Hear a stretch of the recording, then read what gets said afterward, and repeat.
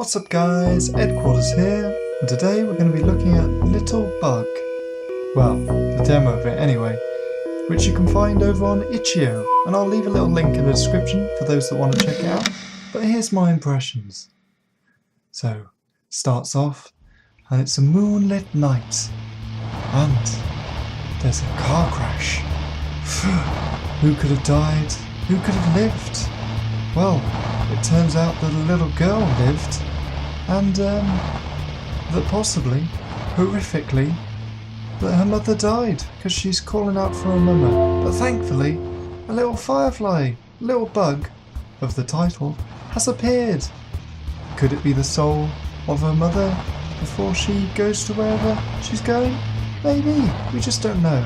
But for the time being, you control one character with one stick of the gamepad, and the other character with the other stick.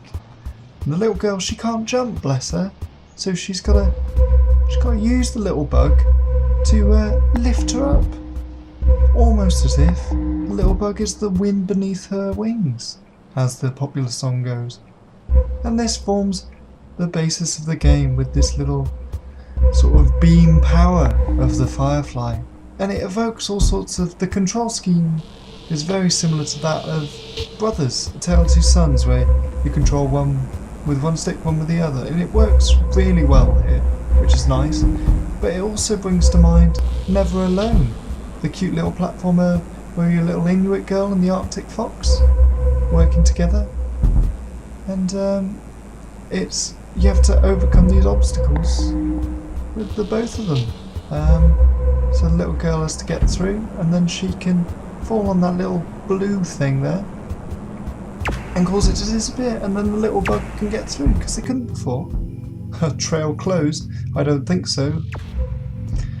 Anyway, so the whole game sort of revolves around that, and there's these sort of shadowy figures in the background, which is a little bit odd. And it's all sort of caves, floating white bricks are a bit weird, but it's fairly normal, isn't it? It's just a prairie landscape. And you pick up these little things at checkpoints, and you grow a little flower in your little jar, your little collecting jar, which is lovely. But then, what are these? They're little purple handy things. And it's sort of like the ghosts from Never Alone again. And they're a little bit weird, a little bit scary. Girl all alone, just a firefly for company. Probably conjures them up out of her mind, right? I don't know, I'm not sure what's behind it. And then you build up more and more things into your jar throughout the game. And you have to avoid these purple things, otherwise they'll kill you with mind powers or whatever sort of powers they have. I'm not entirely sure. A little bit further on, you get these eyes appear in the sky that sort of cry deadly, deadly purple tears. And so you've got to dodge out the way of that. You've got to handle all that. The game gets a little bit harder. And you continue to build up this little garden that you carry around in your backpack. So see there, the firefly died because an eye in the sky cried on him or her. So that's a bit odd, a little bit hallucinatory. Maybe she ate an odd plant in the desert and now has to follow the way that the purple hands point. Who knows? Anyway, you carry on, and these weird sort of things in the background start to become more frequent.